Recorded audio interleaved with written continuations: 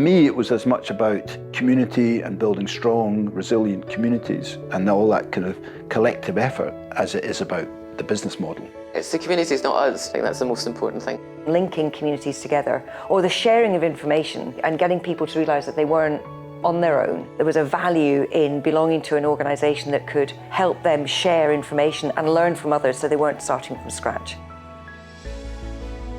Development Trusts Association Scotland, known as DTAS, is a member-led organisation that promotes, supports and represents development trusts across Scotland. In 2023, we are celebrating our 20th anniversary. That is 20 years of supporting communities, working in partnerships, sharing knowledge, influencing policy and building our network. But what is a development trust? A development trust is a community-owned and led organisation. They aim to create social, economic and environmental renewal in a defined geographical area, creating wealth within that place and keeping it there. They are diverse in nature, large and small, rural and urban, mainland and island-based. But how does DTAS support development trusts? Let us show you.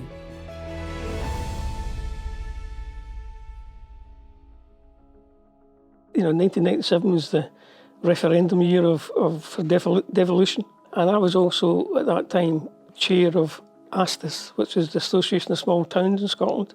We were looking to expand that organisation, and we were looking to be a kind of membership organisation. So individual towns would become members of ASTIS. And in trying to pursue that, we came across a barrier in that, you know, small towns didn't have the authority to, say, become a member of an organisation. What's the alternatives to doing that? And the first idea that came to us after a bit of research was development trusts. We were really impressed by, you know, what happened in England, a lot of the examples there, and this would be ideal for Scotland. We produced at the end of 2002 a business plan that was submitted to Community Scotland. Lo and behold, within about 6 months, they had agreed the business plan. I have to say the business plan was pretty ropey, and it didn't last too long. It was quite quickly revised, but essentially it was given the go-ahead, and the rest is history, as I say. And so it began, in 2003, with 3 members of staff and 32 members.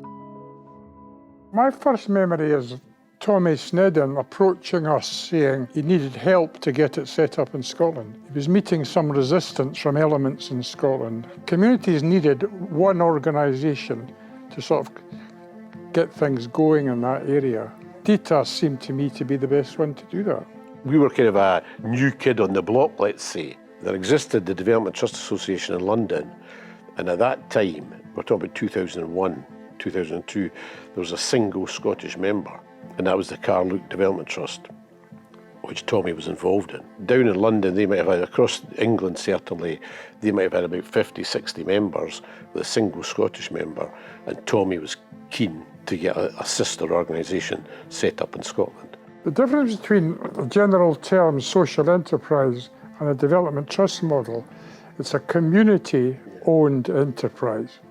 I loved the local ownership element of it. Membership has always been at the heart of DTAS. Yeah. DTAS wouldn't be anything without its members.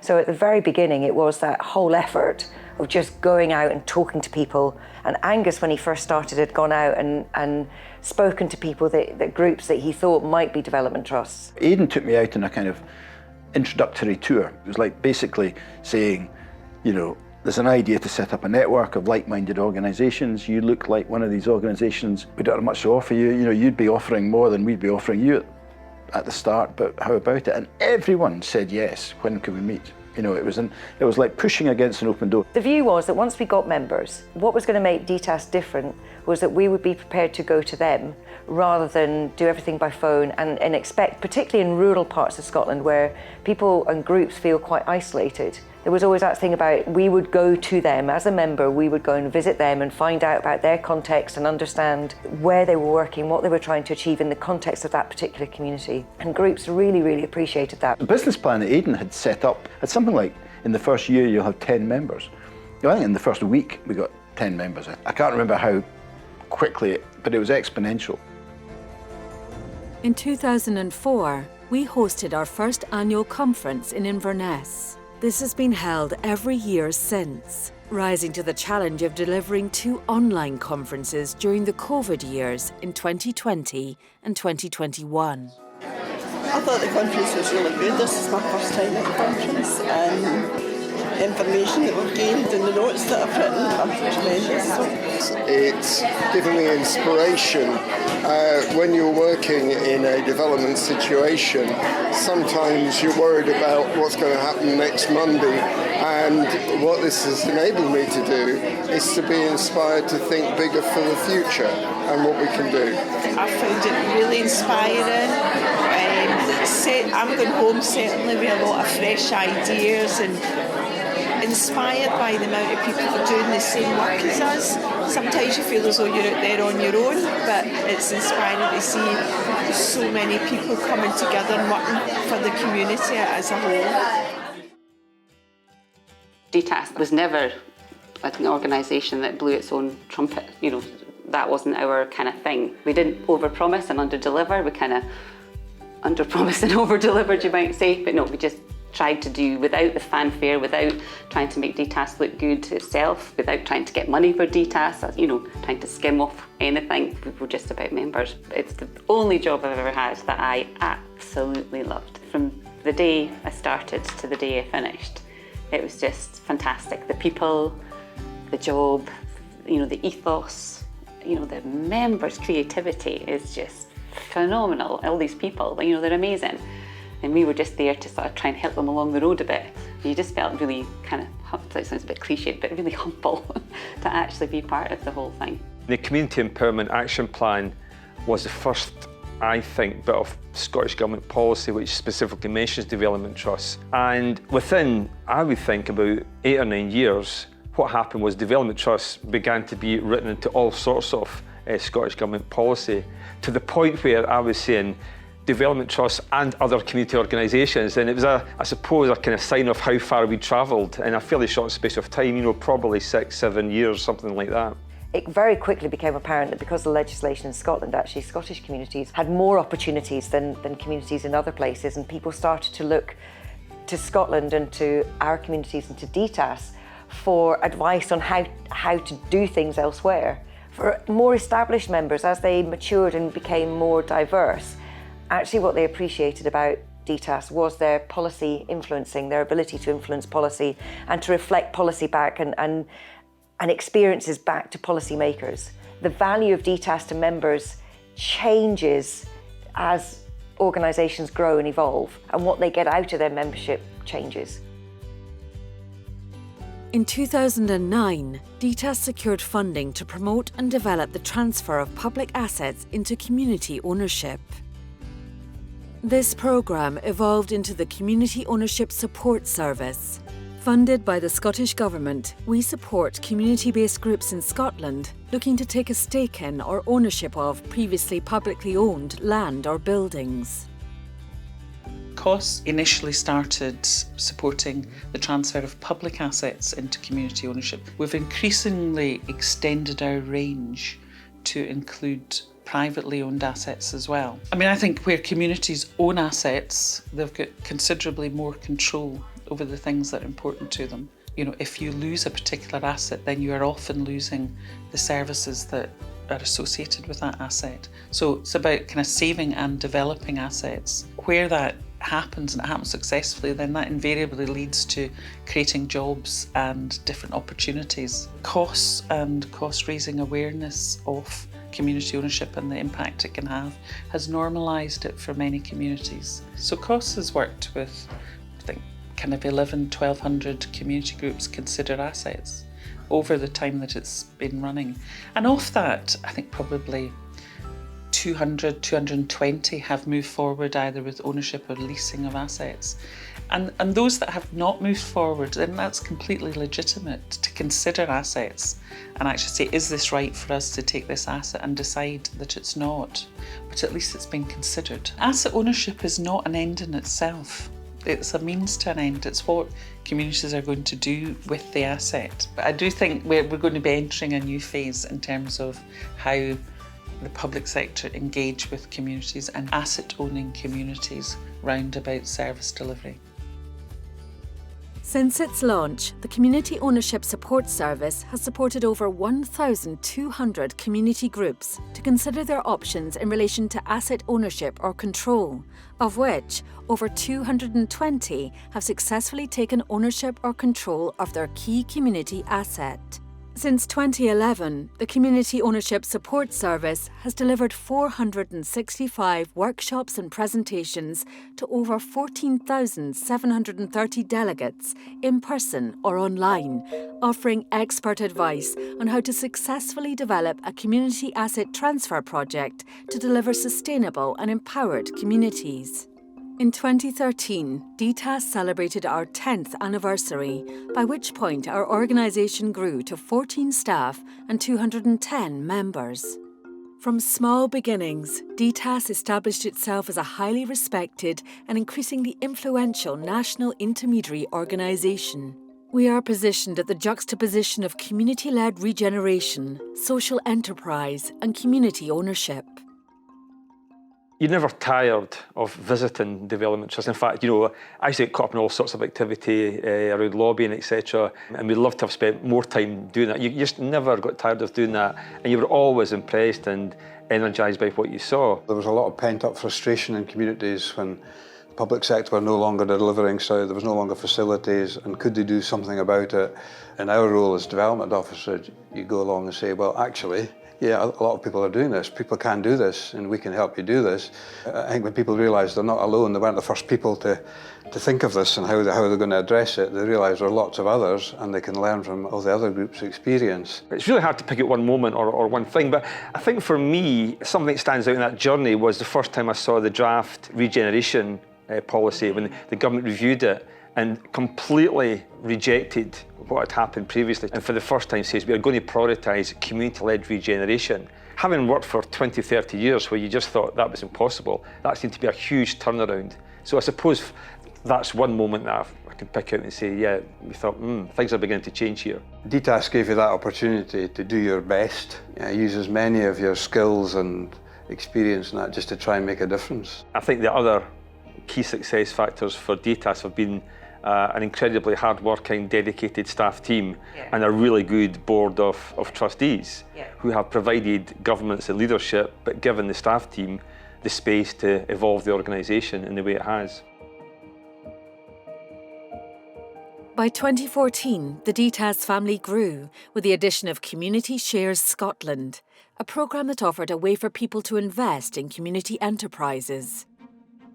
Community Shares is a way to raise money, in a nutshell. It's a way to raise money for community and social enterprises, and it's a form of crowdfunding, but instead of donating into a business, you invest into a business, and that can be from as little as £10, and with that £10 what you get is membership and ownership of that business, and you get one equal democratic say in how that business is run. And we have supported a variety of different sectors, and we have raised anything from, say, 10,000 for a small community shop to several million for a community-based distillery. We've also supported Scotland's first community-owned pub through Community Shares, Scotland's first community-owned brewery, I believe maybe Scotland's first community-owned harbour as well. So there's quite a lot of firsts in the early stages that have now gone on to inspire other people to do similar. Community businesses are remarkably successful and resilient, and I think the reason for that is that people are invested emotionally in the community business and in the community enterprise.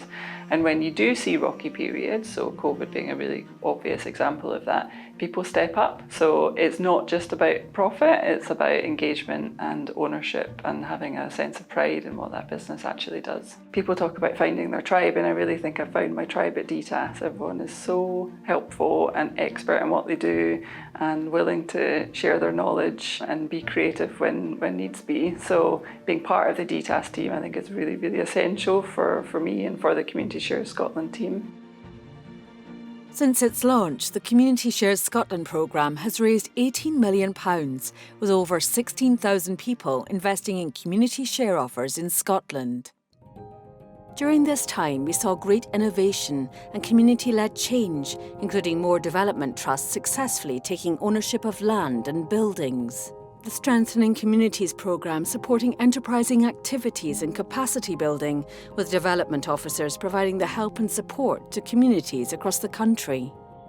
A review of the Community Empowerment Act and Land Reform Act was welcomed and relaunched. And our team at DTAS produced many publications and toolkits for communities to continue leading the way in regeneration.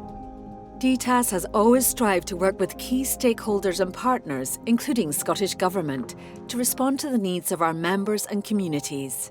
An example of this was in 2017, when we developed Pockets and Prospects programme grants to community anchor organisations in disadvantaged areas to mitigate the impact of welfare reforms. Over 6 years, we have distributed over £1.8 million to nearly 60 groups. The Stove Network is an arts-based organisation based in the centre of Dumfries. We work primarily with the town centre regeneration, but we work part of our outreach activities based in North West Dumfries. We support and run activities around upskilling and helping people to reimagine their community and their surroundings for the better. We support people to learn new skills and come together in a really fun and interactive and positive way. The legacy outcomes for this, we hope to be able to signpost and connect with more charities and agencies more directly associated with welfare rights in particular, to try and signpost and connect them all together and get the message out there that these agencies are there to support you, and to remove some of the stigma associated with benefits and to remove some of the stigma associated with our local communities as well.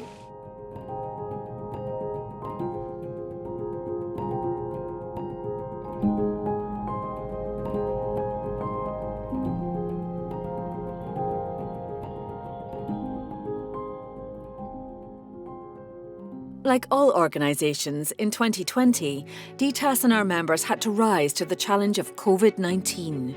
And rise and lead, they did. Across the country, DTAS members worked tirelessly to support their local communities, and DTAS helped by distributing £4.6 million in COVID funds across the country to 82 members. This year marks our 20-year anniversary, and we're proud of the work already carried out. At DTAS, we're committed to supporting community-led visioning and helping local people to make positive improvements and sustainable enterprises that make Scotland a thriving society for all. Our success over the 20 years is for and by our members and the communities that want more. Since our launch in 2003, we now have nearly 350 Development Trust members covering 30 local authorities across Scotland. Our membership stretches from Port Patrick in the southwest all the way to John O'Groats on the mainland and has members on 40% of the 93 inhabited islands. We're so proud to be supporting the local people in these places who are directing innovation within their communities, tackling the issues they face and driving change to better the lives of everyone living there. Many of our members have grown from often adverse or challenging times where they've seen services disappear. But rather than being deterred, these communities have galvanised, coming together to build successful and enterprising solutions that allow their communities to prosper. I think that DTAS is so important for community groups across Scotland because it gives people hope. It's a difficult time, isn't it? And you could list all the crises. It's a difficult time and people are struggling and people are quite often just surviving. But being part of something like a development trust gives people hope. And so I'm really lucky. Part of my job is to go around to communities and community groups to help them move forward on that journey towards taking action in their own place. Time and time again, I'm just so inspired by people, not always in the easiest of circumstances, making things happen and having a sense of agency of where they live. And it can be from really small things to really massive things, to, you know, taking on a building and helping a lot of people in their community, or even changing and shifting the way the community feels about itself. And I think that that is, for lots of reasons, is going to be more and more important for the future. And that's one of the reasons I think DTAS is so important.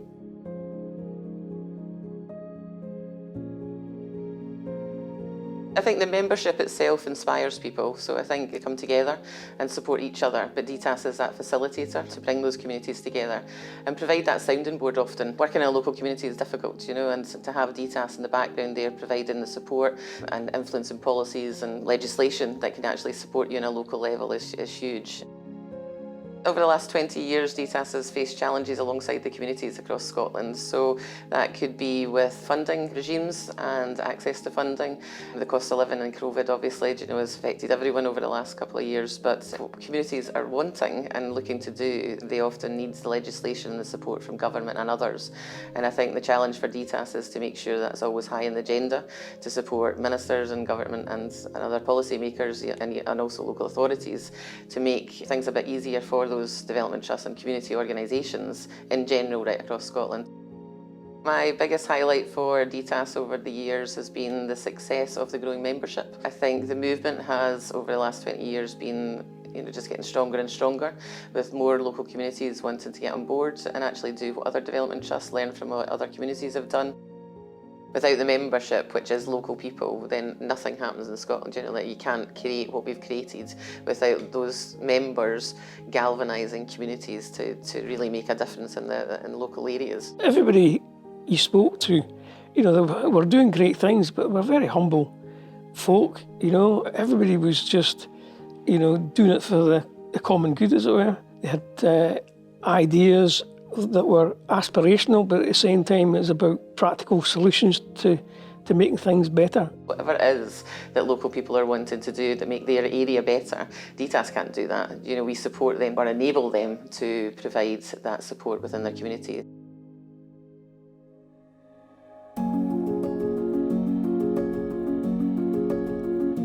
It is undeniable that development trusts have achieved a huge amount of positive outcomes for Scotland, creating a strong, passionate and driven local and community-led movement that will continue to drive forward positive outcomes, and despite the challenges, they are thriving. The vision for DTAS and our hope for Scottish communities is that we continue to grow and develop, creating strong community infrastructures that are able to complement and take forward action that matters to local people, but for the betterment of all of Scotland. Harnessing funding and investment that addresses and overcomes economic, social and environmental challenges in a sustainable and people-powered way. Creating wealth in communities that is reinvested and committed for the benefit of those that live there. DTAS and our members will continue to work with Scottish Government and others to support communities of Scotland over the next decade and beyond.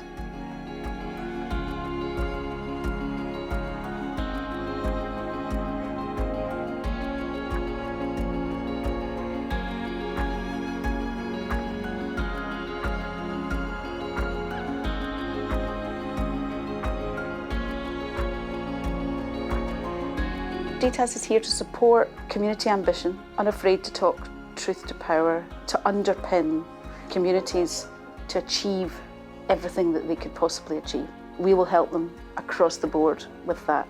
DTAS in 3 words would be inspiring place to work and inspiring to groups, knowledgeable and dynamic. At the very core of DTAS are the people who make up the communities that all of our members are based in. People who are driven, passionate and determined to make good stuff happen. All the individuals who work together in cooperation within DTAS and the communities that we support. We're here to support you to make a difference, to lead change and to thrive. From the early aspirations and ideas stage to the action plans, raising finance and owning of assets, the DTAS team is here to support and advise. As a membership organisation, the network of similar-minded and driven organisations is like no other. A network of openness and trust, sharing learning and guidance, who want to help each other succeed. Our members are at the heart of what we do as the needs of communities change or new and additional priorities emerge. So does DTAS and the help we provide. We face the challenges together and celebrate the achievements collectively. Without you, our members, we wouldn't be celebrating 20 years of successes, so thank you.